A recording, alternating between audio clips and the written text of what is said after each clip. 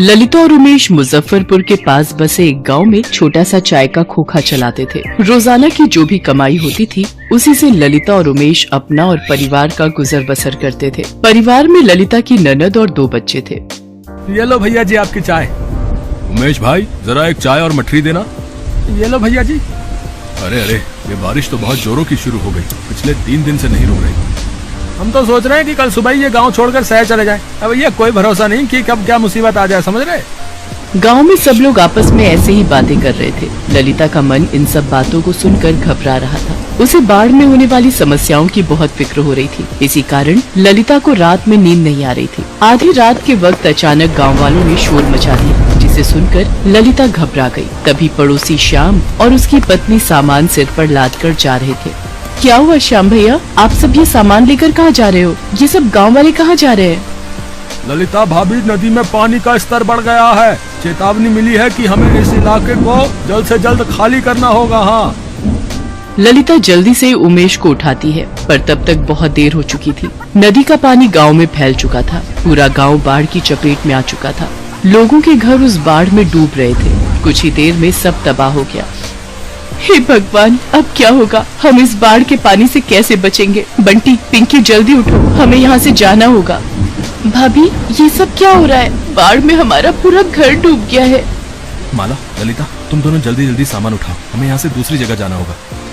जिसके हाथ में जो सामान आया उसने उठा लिया। पानी का स्तर लोगों के सीने तक पहुंच गया। चलते चलते उमेश, ललिता दोनों बहुत थक गए। उनकी जान पर बनी हुई थी। उमेश ने बेटे को कंधे पर बिठा रखा था। बहुत दूर तक चलने के बाद भी उन सबको कहीं कोई शौचालय नहीं मिल रहा था। माँ, मुझे बहुत जोरों की लगी है, मुझे जाना है। सुनो, तुम वहाँ किनारे तक आओ, मैं सामने आड़ में से शौच करवा देती हूँ। ललिता पिंकी को शौच के लिए ले जाती है, पर वहाँ सारे शौचालय टूटे हुए थे।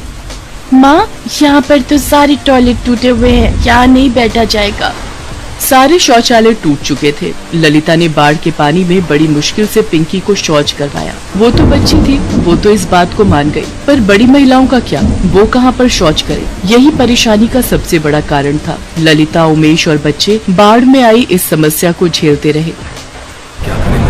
बाढ़ से गाँव में परेशानियाँ बढ़ती जा रही है। रात भी हो गई है। आज रात इसी टूटे छप्पर के ऊपर बैठकर गुजारा करना पड़ेगा।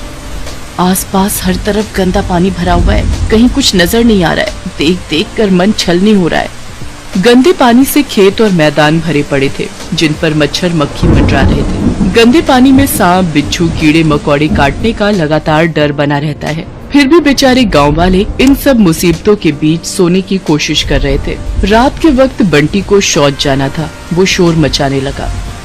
हाँ, मुझे जाना है, मुझे बहुत तेज लगी है, मेरी टॉयलेट यहीं निकल जाएगी।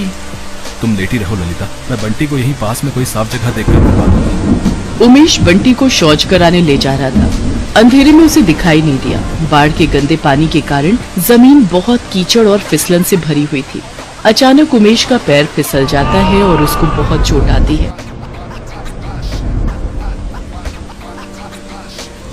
हे भगवान, बाढ़ में ये क्या अनर्थ हो गया? कितनी चोट आ गई।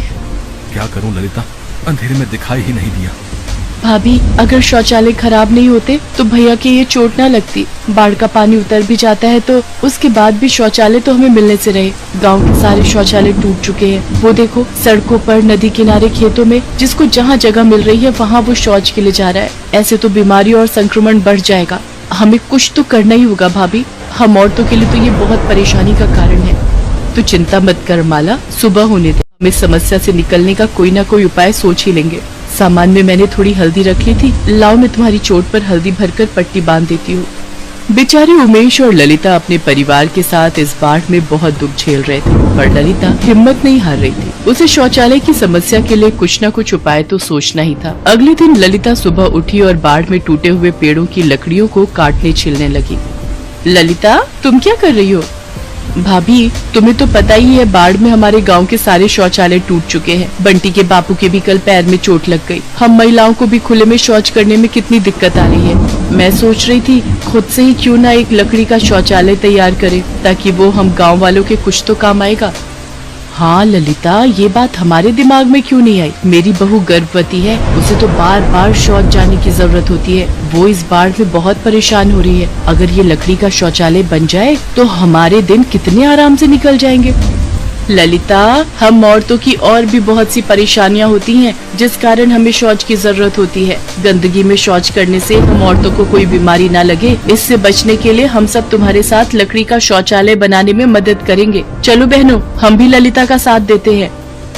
गांव की बाकी औरतें भी ललिता का साथ देने के लिए आ गयी। सबने टूटे हुए पेड़ों की लकड़ियों को तोड़कर काट कर इकट्ठा किया और धीरे धीरे सबके प्रयासों से लकड़ी की दीवारें खड़ी हो गयी। और कड़ी मेहनत और लगन से ललिता ने लकड़ी, कील और खपच्चियों की मदद से शौचालय का निर्माण कर दिया।